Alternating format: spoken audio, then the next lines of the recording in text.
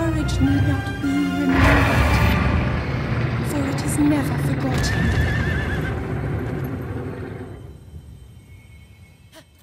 Bringing voice acting to Zelda Breath of the Wild was a huge change from previous titles, but even though we got to finally hear our waifu Zelda voice, it also made people more aware of the translation inconsistencies that have been around since early games.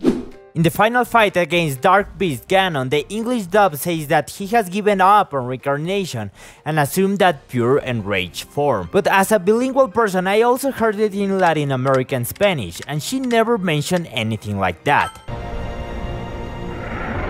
Su ira ha culminado en esta forma física. So now I'm curious and I need answers. I need to go deeper to the source.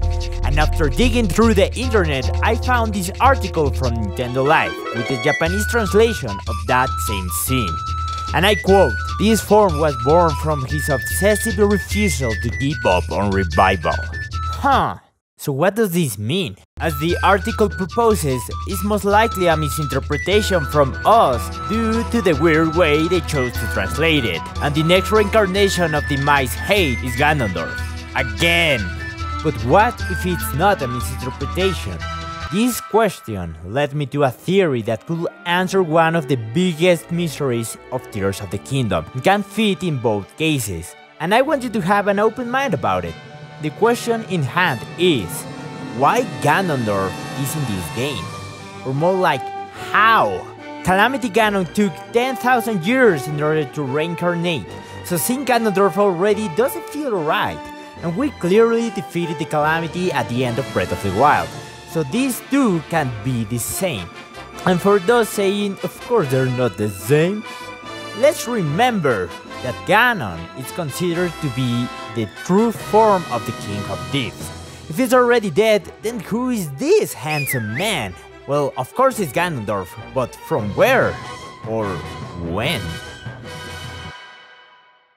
Let's take a look at the Zelda timeline. Over the years we have concluded that Breath of the Wild is at the end of all three timelines, which converge somehow.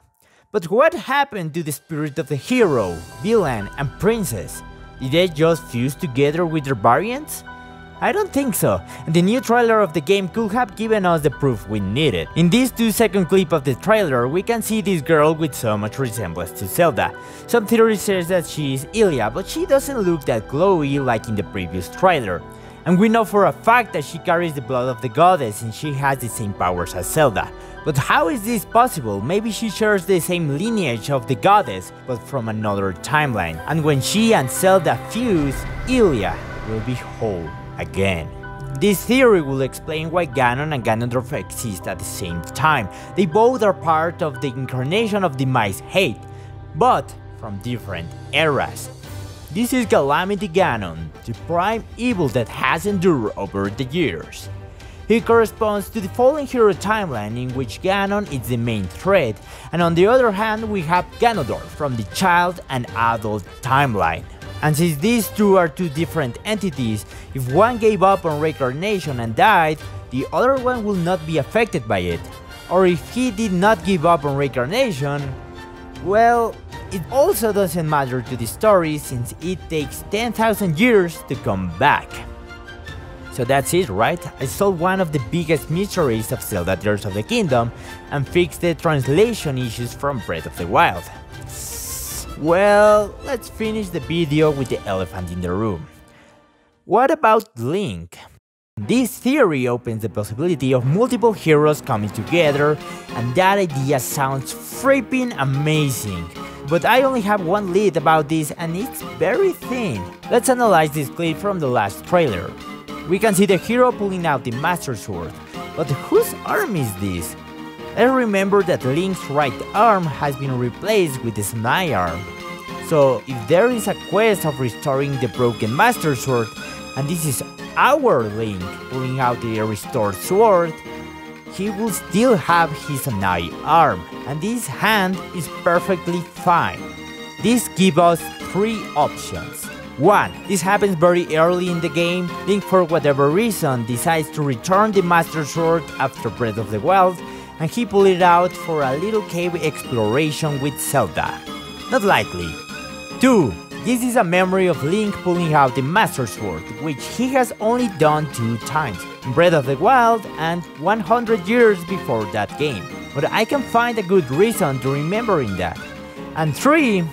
There is a second hero. Looking at this arm doesn't guarantee us that this is our short boy Link. It could even be someone with a green tunic. But hey, that's just a theory. Again! Am I allowed to finish this sentence? Please, MatPat, don't sue me. Well, that's the end of today's episode. I know this is probably the most crazy theory you have heard about Tears of the Kingdom, but hey, I just wanted to join the party and share my ideas. I'm so hyped about this game that the wait is making me go insane, as you could see. Or maybe it's the crazy amount of coffee I'm consuming to get these videos out. Either way, if you like this video, make sure to hit that subscribe button to make your Zelda theories real. See you in the next one.